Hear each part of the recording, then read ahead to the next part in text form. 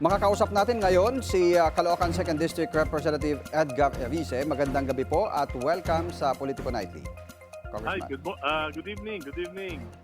Yes. Congressman, Good evening sa inyo paano dyan. nyo po nasabi na unconstitutional itong Republic Act 12314? Maliwanag naman sa Article 7, Section 22 ng ating saligang batas na anumang budget of expenditures sa General Appropriations Act dapat may katapat na source of financing. Yung unprogrammed appropriations, walang katapat ito.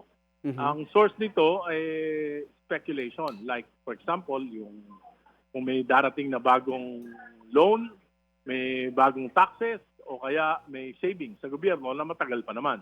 At dahil sa mga nakaraan, ito yung pinagmulan ng napakalaking mga anomalya. Dahil for example, noong 2024 at 2025 budget, yung dapat na mga nakaprogram na appropriations na palimbawa, yung equity ng national government sa mga foreign assistance projects nilagay sa unprogrammed appropriations. Inalis sa program. Dapat ito ay mahalaga.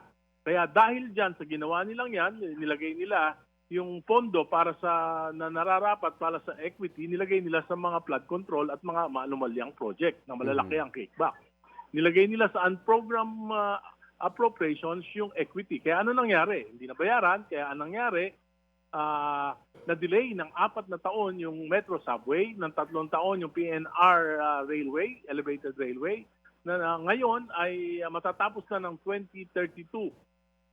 At ibig sabihin ba niyan, dahil sa mga commitment fees at iba pang pagtaas ng presyo ng mga materyales, mag-additional na 260 billion na gastos ni Juan de la Cruz dahil sa maling paglalagay nitong mga pondo na ito sa unprogrammed funds. Bukod dyan, sa 2026 budget, nakita ko na nilagay na naman yung pondo na 97 billion para sa mga sa equity, sa mga flagship projects sa unprogrammed funds. Kaya sabi ko, kahit na piso lang, 97.3 billion para doon sa 97.3 mga foreign assisted equity. projects. Oo. Dahil ito dapat nakalagay ito sa program funds dahil commitment natin ito sa mga foreign governments na nag-assist natin sa mga mahalagang proyekto. Pero Congressman, paano nyo po masasabi na ito ay prone to corruption, gayong sinabi ninyo na wala itong tiyak na pondo at magdedepende pa kung may makukolekta ang Hindi, gobyerno na taxes? Kaya nga, bakit nilagay? Dapat nakalagay ito sa program, tapos yung mga hindi naman ganong importante, yun ang dapat na hindi nilagay sa budget. Di ba? Kasi 5.1 trillion lang yung target revenue ng gobyerno, yung 1.6 trillion na uutangin na yon. Tapos ito, wala pa itong ano. Kaya ang ginawa nila, sa halip na ilagay ito sa mga importante, nilagay nila sa ayuda at mga hindi mga importanteng proyekto. Oo.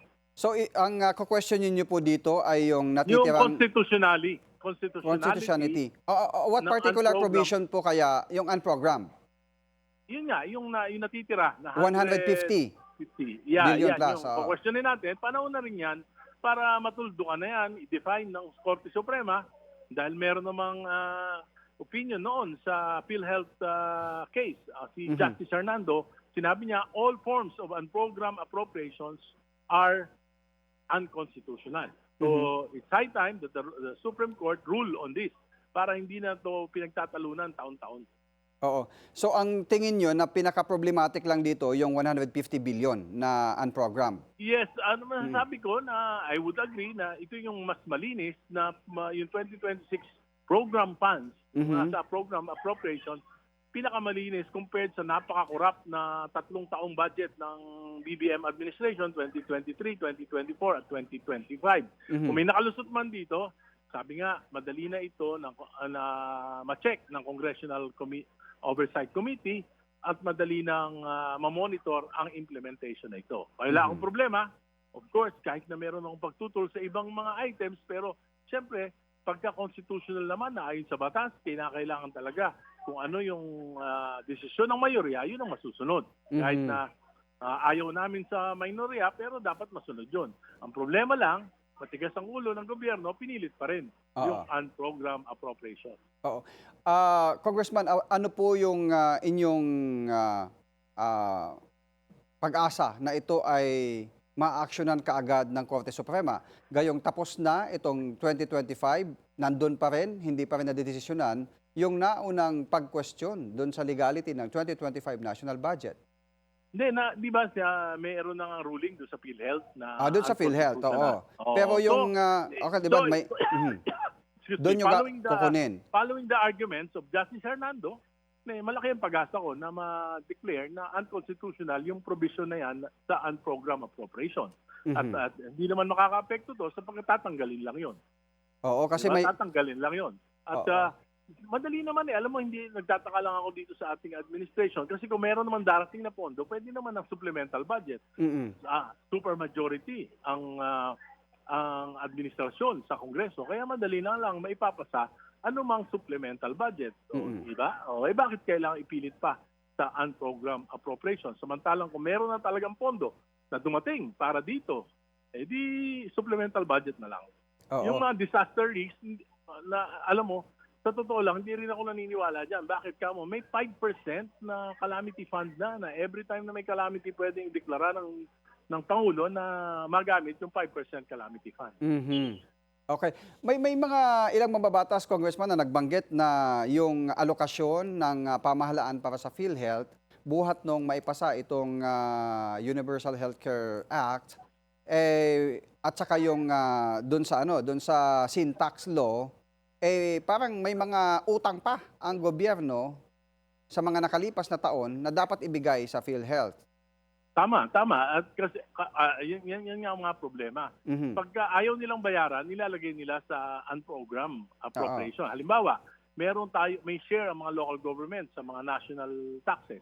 Nilagay nila yan sa unprogram. Ngayon, tinanggal pa nila sa unprogram. Ibig sabihin, mandatory yung pagbabayad niyan sa mga local governments. Ba't nila nilagay doon sa walang pagkukunan ng pondo? Ibig sabihin, susubain nila yung mga local governments.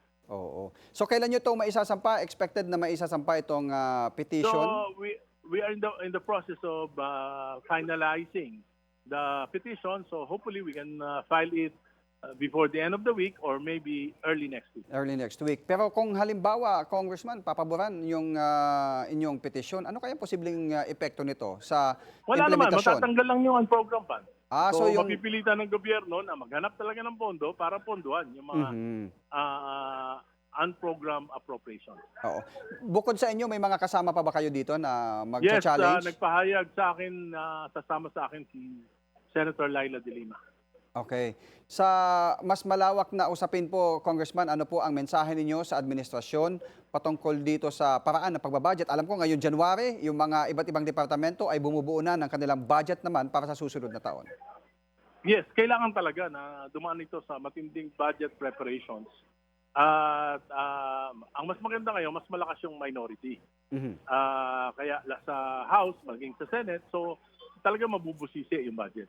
At dahil sa mga nakaraan na mga experiences dito sa ginawa ng 19 Congress na pagsasalaula ng 3 taong pondo ng pamahalaan, palagay ko mas madali na mapipiskalize ng minority yung susunod na 2 taong budget pa ng Marcos administration. Oo, pero darating yan sa September pa. Ano ang inyong panawagan sa ating mga kababayan, lalo na doon sa mga nasa kanayunan, para doon naman sa pagbuo ng budget ng bawat lokal na pamahalaan na kanilang ipapasa sa Malacanang? Alam mo, talagang napaka-komplikado to para sa mga kababayan natin, lalo na sa kanayunan.